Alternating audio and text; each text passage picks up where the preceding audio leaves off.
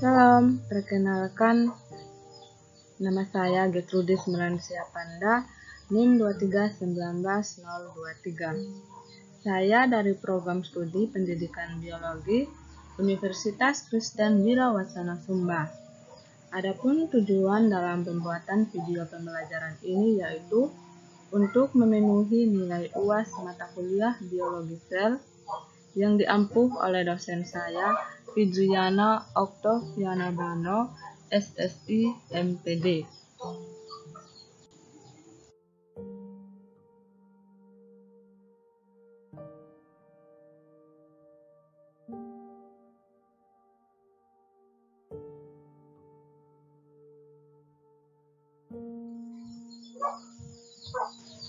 Sebelum masuk ke materi ini lebih lanjut, kita harus memahami dulu apa itu yang disebut siklus sel. Kontinuitas kehidupan didasarkan atas reproduksi sel atau pembelahan sel. Sel bereproduksi dengan cara menggandakan isinya dan kemudian memisahkannya menjadi dua sel anak. Sebelum melakukan pembelahan, sel harus mempersiapkan diri hingga dimungkinkan untuk membelah. Dua sel anak yang terbentuk akan tumbuh dewasa dan siap untuk melakukan pembelahan lagi. Hal tersebut berlangsung kontinu sehingga dinamakan siklus. Jadi, siklus sel adalah kegiatan yang terjadi dari satu pembelahan sel ke pembelahan berikutnya.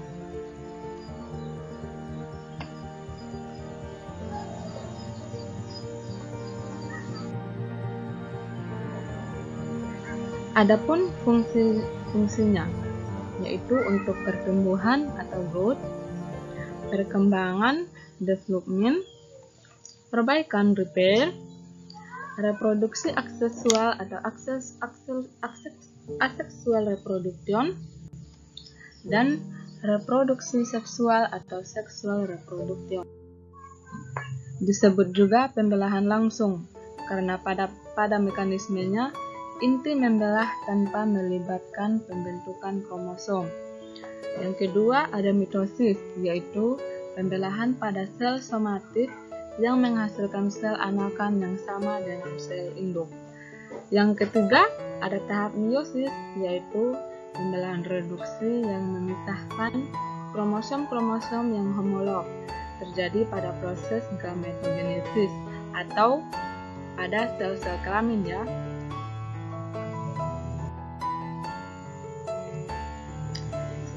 Yang pertama, kita masuk dalam pembelahan amitosis.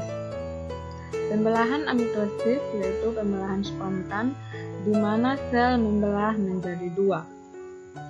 Jadi, tidak ada proses-proses atau tahapan-tahapan tertentu. Yang ada hanya ini.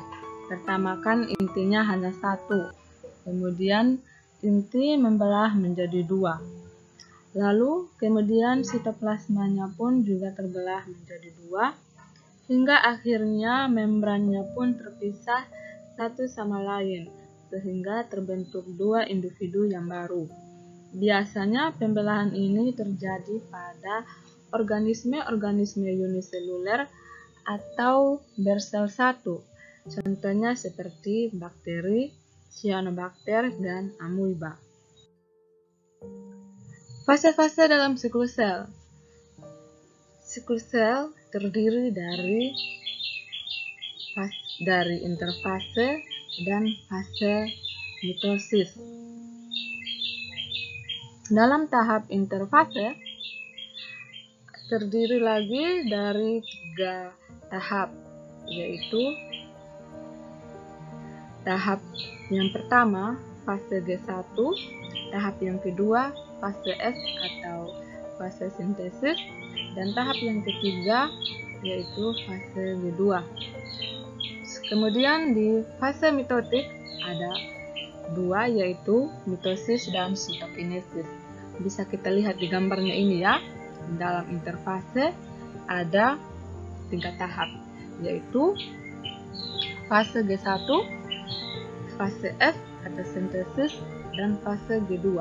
Kemudian ada mitosis dan sitokinesis. kita lihat di gambar ini ya. Sekarang kita masuk dalam pembelahan mitosis. Pembelahan mitosis merupakan pembelahan sel yang melalui tahap-tahap pembelahan tertentu, yaitu profase, prometafase, metafase, anafase, dan telofase, atau kita singkat dengan PRMAT. Sebelum melalui tahap pembelahan mitosis, sel mempunyai fase dalam persiapan pembelahan yang disebut interfase. Jadi interfase itu merupakan fase persiapan pembelahan. Dalam tahap interfase tadi sudah kita bahas ya, ada 3 tahap yaitu G1, S, dan G2. Pembelahan mitosis memiliki ciri-ciri sebagai berikut. Yang pertama, terjadi pada pembelahan sel tubuh atau somatis. Yang kedua, bertujuan untuk pertumbuhan dan regenerasi. Yang ketiga, menghasilkan 2 sel anak yang identik dengan sel induk semula. Jadi, jika sel induknya 2, maka sel anaknya juga 2. Yang keempat, berlangsung dalam 1 kali siklus, yaitu profase, prometafase, metafase, anafase, dan telofase, atau PRMAT. Selanjutnya kita masuk dalam interfase ya. Jadi setiap sel mengalami yang namanya siklus sel. Sebelum ada mitosis atau terjadinya mitosis atau meiosis, itu ada namanya fase persiapan atau interfase. Pembelahan mitosis silih berganti dengan tahap yang jauh lebih panjang yang disebut interfase. Pada saat interfase, sel-sel tumbuh dan membuat salinan-salinan kromosom sebagai persiapan untuk pembelahan sel. Ya, jadi sudah dibahas tadi, interfase yaitu tahap persiapan untuk pembelahan. Merupakan 90% dari siklus sel. Terdiri dari 3 subfase. Yang pertama fase G1, yaitu fase tumbuh, berlangsung selama 5-6 jam. Yang kedua, fase S atau sintesis, sel bertumbuh sambil menjalin kromosom-kromosomnya, berlangsung selama 10-12 jam. Yang ketiga, fase G2, tumbuh sambil mempersiapkan untuk pembelahan yang berlangsung selama 4-6 jam. Selanjutnya, jadi setelah interfase, kita masuk dalam fase mitosis. Fase mitosis ada profase, metafase, prometafase, metafase, anafase, dan telofase. Mitosis. Mitosis terjadi pada sel-sel tubuh untuk mendukung pertumbuhan dan regenerasi sel. Terbagi menjadi 4 tahap, yaitu adanya profase, metafase, anafase, dan telofase. Jadi setelah interfase masuk ke tahap profase, kemudian metafase, lalu anafase, dan yang terakhir adalah telofase.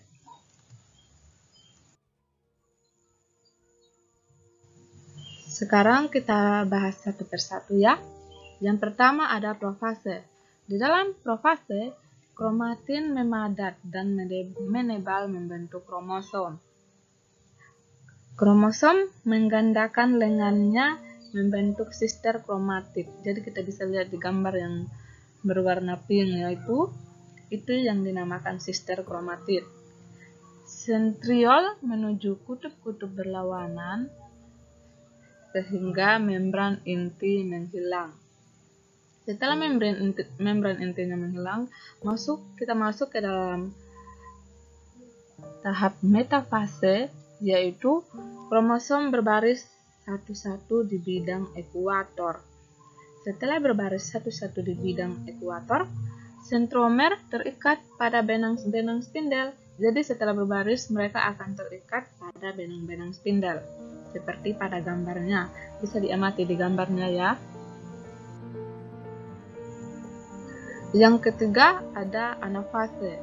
Sister kromatik terpisah, lalu masing-masing ditarik oleh benang-benang spindel menuju ke kutub-kutub berlawanan. Bisa kita lihat di gambarnya itu ya, benang-benang spindelnya menuju ke kutub-kutub berlawanan. Yang keempat ada telofase. Membran inti terbentuk kembali.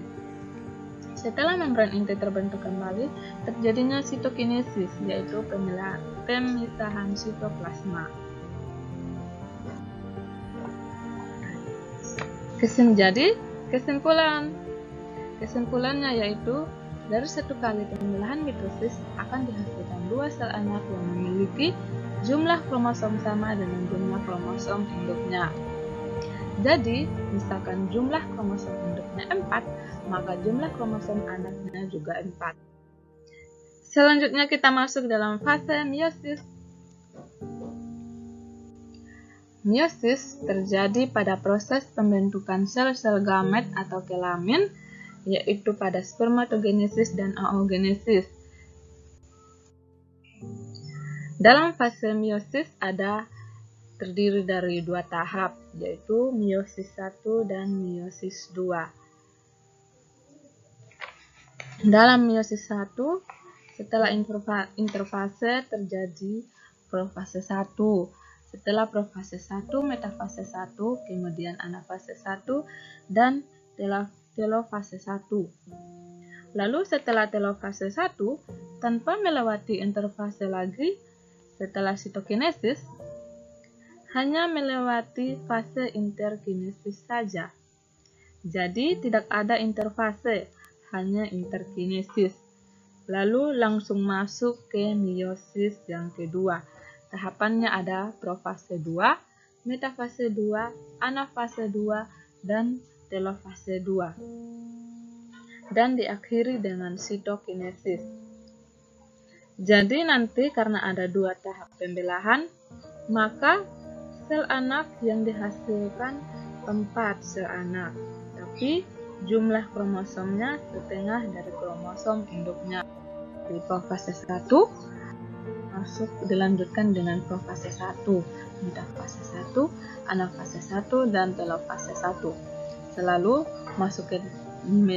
Lalu kita masuk ke meiosis kedua, yaitu profase 2, metafase 2, anafase 2, dan telofase 2.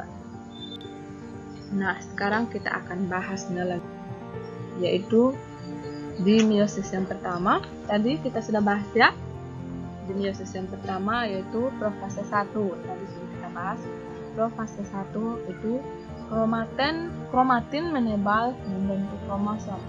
Setelah itu masuk ke metafase 1, yaitu kromosom homolog berbaris. Ini bisa kita lihat di gambar. Kromosom homolog berbaris berpasangan di bidang ekuator. Lalu kita masuk ke tahap yang ketiga, yaitu anafase 1, yaitu kromosom homolog terpisah ditarik benang spindel menuju kutub berlawanan. Ya, setelah kromosom homolognya terpisah, kemudian ditarik oleh benang spindel menuju kutub yang berlawanan. Selanjutnya telofase 1, yaitu sitokinesis menghasilkan 2 sel anak yang haploid. Sekarang meiosis yang kedua. Meiosis yang kedua itu ada profase 2, metafase 2, anafase 2, dan telofase 2. Di dalam profase, kromatin menebal membentuk kromosom dan membran inti menghilang. Sama ya, dengan profase yang satu tadi, yaitu kromatinnya menebal. Kemudian masuk ke metafase, yaitu kromosom berbaris satu-satu di bidang ekuator. Jadi ini metafase ini hampir sama dengan tahap mitosis tadi, yaitu berbaris satu-satu. Tidak sama dengan meiosis yang pertama, yaitu baris secara berpasangan atau dua-dua. Selanjutnya anafase. Sister kromatik terpisah ditarik benang spindel menuju kutub berlawanan. Yang keempat, telofase. Sitokinesis menghasilkan 4 sel anak yang haploid. Nah, setelah kita membahas mitosis dan meiosis, sekarang kita akan membahas perbedaan-perbedaan antara mitosis dan meiosis. Pada mitosis, terjadi pada semua sel tubuh atau somatis yang sedang memperbanyak diri, sedangkan pada meiosis hanya terjadi pada sel gonad pada saat pembentukan gamet. Perbedaan yang kedua, pada mitosis hanya terdapat satu tahap pembelahan dalam satu siklus pembelahan sel, sedangkan pada meiosis terdapat dua tahap pembelahan, yaitu meiosis 1 dan meiosis 2. Perbedaan yang ketiga yaitu pada mitosis tidak terdapat pasangan kromosom homolog. Yang berpisah adalah kromatid-kromatid yang bergerak menuju kutub yang berbeda, sedangkan pada meiosis terdapat pasangan kromosom homolog pada meiosis 1. Kemudian, setiap anggota pasangan kromosom akan bermigrasi menuju kutub yang berbeda. Pada meiosis yang kedua, terjadi pemisahan kromatid seperti pada mitosis. Lalu, perbedaan yang keempat, pada mitosis tidak terjadi pertukaran segmen kromosom, sedangkan pada meiosis terjadi pindah silang antara kromosom homolog yang berpasangan. Lalu, perbedaan yang kelima, pada mitosis, sel baru yang dihasilkan dari suatu mitosis akan mempunyai struktur genetik yang sama dengan sel awal, sedangkan pada meiosis, sel yang dihasilkan melalui proses meiosis akan mempunyai jumlah kromosom separuh dari sel semula. Dan perbedaan yang terakhir yaitu pada mitosis, hasil akhir dari pembelahan satu sel adalah dua sel baru yang sama. Sedangkan pada meiosis, hasil akhir dari pembelahan satu sel adalah 4 sel baru yang mempunyai jumlah kromosom separuh dari sel induk. Jadi, teman-teman, sampai di sini ya. Yaitu tadi kita sudah membahas tentang mitosis dan meiosis. Diharapkan agar teman-teman semua dapat memahaminya. Jadi, sekian dari saya.